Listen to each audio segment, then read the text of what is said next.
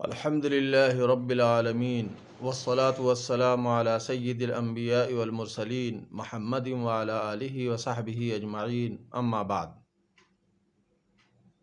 آج کی مجلس میں تیمم کے کچھ مسائل انشاءاللہ بیان کروں گا۔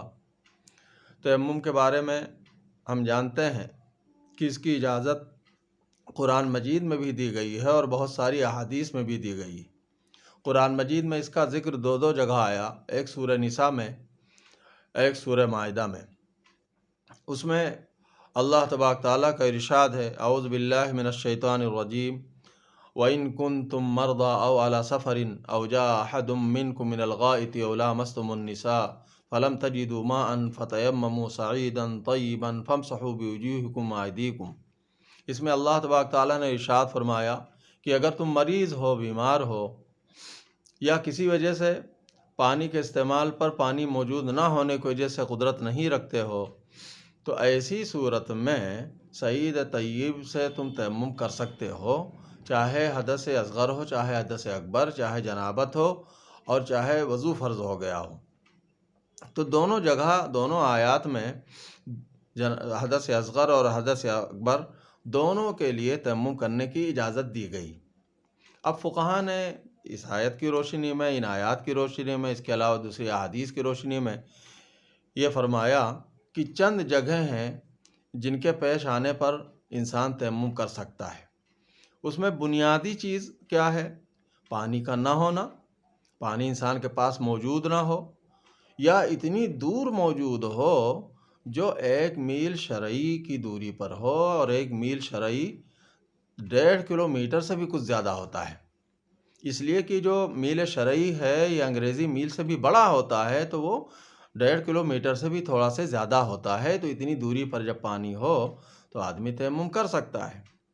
یا پانی قریب میں ہے لیکن پانی کے پاس کوئی دشمن ہے، کوئی درندہ ہے، کوئی دشمن ہے جس سے دشمنی ہے اور اس کے اوپر حملہ کر سکتا ہے، تب بھی اس کو تیمم کرنے کی اجازت ہوتی ہے۔ یا ٹرین وغیرہ چھوٹ جانے کا اندیشہ ہے، پانی تو قریب ہے لیکن ٹرین چھوٹ جائے گی، تب بھی یہی مانا جائے گا کہ پانی موجود اس کے پاس نہیں ہے، تو ان صورتوں میں بھی تیمم کر سکتا ہے۔ اور دوسری صورت ہے مرض کا ہونا، بیماری کا ہونا۔ بیماری کا مطلب ایسی بیماری ہے جس میں پانی اس کے لیے مضر ہو، نقصان پہنچاتا ہو، کسی ماہر ڈاکٹر نے اسے کہہ دیا ہو کہ پانی اگر تم نے استعمال کیا تو تمہیں مرض بڑھ جائے گا، یا تمہاری ہلاکت ہو جائے گی، موت ہو جائے گی اس کی وجہ سے، یا بہت دیر میں شفا یابی ہوگی، یا اس کا اپنا تجربہ کہتا ہو، پہلے کبھی اس نے پانی استعمال کیا ہو تو اس کا مرض، اس کی بیماری بڑھ گئی ہو، تب بھی وہ چاہے تو تیمم کر سکتا ہے۔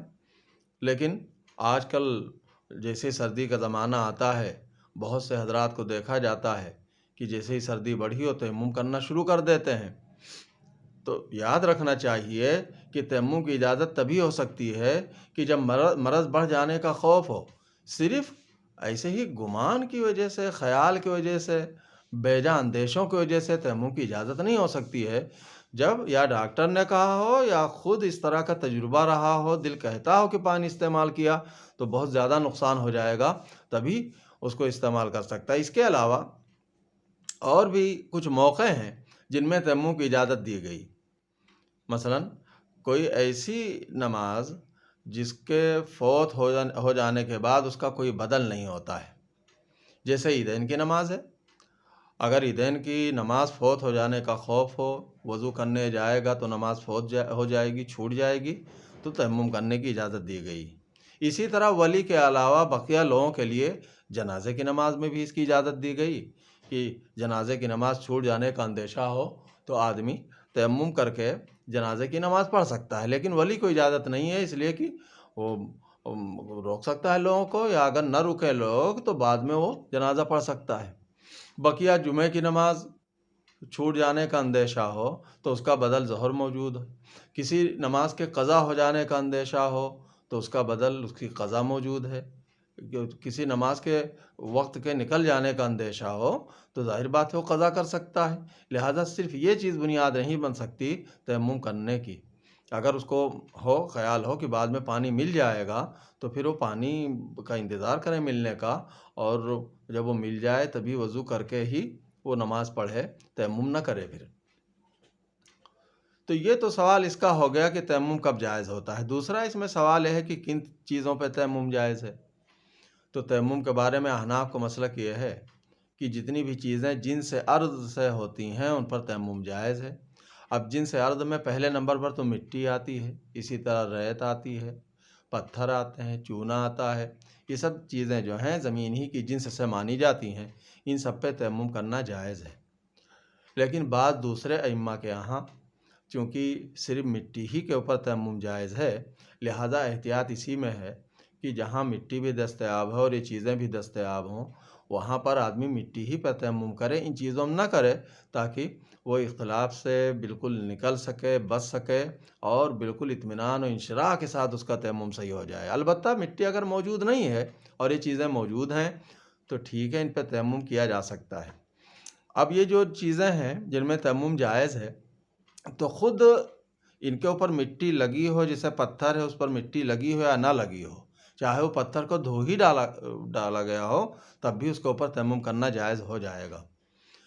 اب یہ مسئلہ آتا ہے دیوار پہ تیمم جائز ہے یا نہیں۔ تو دیوار اگر کچی ہے تو اس کے اوپر بھی تیمم جائز ہے، اس لیے کہ وہ تو مٹی ہی ہے۔ اسی طرح اگر اینٹ کی چنائی ہوئی ہے تو اینٹ کے اوپر بھی تیمم کرنا جائز ہے۔ اور اسی طرح اگر اس سیمنٹ سے پلاسٹر کر دیا گیا ہے تو یہ سیمنٹ جو ہوتی ہے نا، یہ بھی مٹی ہی کی جنس سے ہوتی ہے، اسی سے بننے والی چیز ہے، لہذا اس پر بھی تیمم جائز ہے۔ اسی طرح چونا کاری اگر کی گئی ہے یا سموسم کے ذریعے سے اس کے اوپر پینٹ کیا گیا ہے تب بھی تیمم جائز ہے۔ اور اگر ٹائل لگے ہوئے ہیں تو ان کے اوپر بھی تیمم جائز ہے۔ یہ سب چیزیں مٹی کی جنس سے ہیں۔ لیکن اگر آئل پینٹ کیا گیا جس میں کہ پلاسٹک کا حصہ ملاتے ہیں تو جنس ارض سے پھر نہیں ہے، تو پھر اس کے اوپر تیمم کرنا جائز نہیں ہو پائے گا۔ تو آئل پینٹ جہاں جہاں ہو وہاں اس کے اوپر تیمم نہیں کر سکتے، الا ہے کہ گرد اس کے اوپر اتنی ہے کہ جو باقاعدہ ہاتھ رکھنے سے اس میں ہاتھ بن جاتے ہیں، تو ابھی چونکہ وہ غبار لگا ہوا ہے لہذا اس کی بنیاد پر اس پر تیمم ہو سکتا ہے، خود آئل پینٹ کے اوپر نہیں ہو سکتا ہے۔ تو یہ دوسرا مسئلہ ہو گیا کہ کن چیزوں پہ تیمم جائز ہے۔ تیسرا اس میں سوال یہ ہے کہ تیمم کا طریقہ کیا ہے۔ تو چاہے حدث اصغر سے تیمم کرنا ہو، چاہے حدث اکبر سے، چاہے غسل واجب ہوا ہو اس کے لیے تیمم کرنا ہو، اور چاہے وضو کرنا ضروری ہوا ہو اس کو لیے تیمم کرنا ہو، دونوں کا طریقہ ایک ہے۔ حدیث شریف میں بتایا گیا للتیمم ضربتان، تیمم کے لیے 2 ضربیں لگائی جائیں گی۔ ایک دفعہ مٹی پر ہاتھ ماریں گے اور اس سے چہرے کے اوپر مسح کر لیں گے، اور دوسری بار مٹی کے اوپر ہاتھ ماریں گے، کوہنیوں سمیت دونوں ہاتھوں کا مسح کر لیں گے۔ مکمل طور سے استیاب چہرے کا بھی کرنا ضروری ہے اور مکمل طور سے استیاب دونوں ہاتھوں کا بھی کرنا ضروری ہے۔ انگوٹھی وغیرہ اگر پہنے ہوئے تو جیسے آدمی وضو کرتا ہے تو اس میں ہلانا ضروری ہوتا ہے، تو یہاں بھی اس کو نکالنا یا ہلانا، اس کے نیچے تک پہنچا دینا مسح کے اثرات کا، یہ ضروری ہوگا۔ اور چونکہ چہرے کو یا ہاتھ کو آلودہ کرنا اصل مقصود نہیں ہے، لہذا جب مٹی کے اوپر ہاتھ مارے اور ہاتھ میں مٹی کچھ لگ جائے تو اس کو جھاڑ لینا، پھونک مار کے اس کو دور کر دینا، یہ بھی حکم دیا گیا ہے کہ ایسا کر لے، اس کے بعد چہرے کے اوپر ہاتھ پھیرے یا اس کے بعد جو ہے ہاتھ کے اوپر مسح کرے مکمل طور سے۔ بس بقیہ چوتھا سوال یہ آتا ہے کہ تیمم ٹوٹتا کس چیز سے ہے۔ تو ایک تو یہ ہے کہ جس عذر کی وجہ سے تیمم کی اجازت دی گئی وہ عذر ختم ہو جائے۔ مثلا عذر یہ پیش آیا تھا کہ بیماری ہے، بیماری کا عذر تھا تو بیماری ختم ہو جائے، یا پانی کا عذر تھا کہ پانی موجود نہیں ہے تو پانی اس کے پاس موجود ہو جائے، تو اس سے پھر تیمم فوراً اس کا ختم ہو جائے گا۔ اب اگر کسی نے تیمم کیا اور ابھی نماز پڑھ ہی رہا تھا کہ پانی آ گیا، پانی موجود ہو گیا، تو اس کی نماز فاسد ہو جائے گی۔ اب اس کو چاہیے کہ اس نماز سے نکل آئے اور پھر وضو کر کے باقاعدہ اس نماز کو پڑھے، یہ اس کا ہوگا۔ ورنہ اگر وہ جاری رکھے تو نماز ہوگی ہی نہیں، اس سے کوئی فائدہ نہیں ہے۔ البتہ نماز سے جب یہ فارغ ہو گیا اس کے بعد اگر پانی دستیاب ہوا تو پھر ایسی صورت میں وہ نماز مکمل ہو گئی، اب اس کو دہرانے کی کوئی ضرورت نہیں۔ تو ایک تو اس سے ٹوٹتا ہے تیمم، اور دوسرے تیمم ٹوٹتا ہے ان تمام چیزوں سے جن سے کہ وضو ٹوٹتا ہے۔ اگر وضو کے لیے تیمم کیا تھا تو ان چیزوں میں سے کسی کے بھی پیش آنے سے تیمم بھی ٹوٹ جائے گا۔ بقیہ اگر غسل کے لیے کر رکھا تھا تو پانی کے مل جانے سے وہ تیمم ٹوٹ جائے گا، اور وضو توڑنے والی چیز کے پیش آنے سے وہ تیمم نہیں ٹوٹے گا۔ غسل کے لیے جو تیمم کیا وہ باقی رہے گا، اس سے کوئی فرق نہیں پڑے گا۔ وہ تو کوئی ایسی چیز پیش آ جائے جس سے کہ غسل فاسد ہو جاتا ہے، ختم ہو جاتا ہے، تبھی وہ والا تیمم ٹوٹے گا۔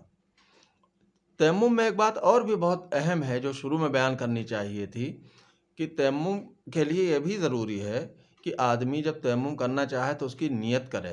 نیت کے بغیر تیمم صحیح نہیں ہوتا ہے۔ تو یہ تیمم کے متعلق چند مسائل ہیں جو آپ کے سامنے عرض کر دیے گئے۔ وآخر دعوانا الحمدللہ رب العالمین۔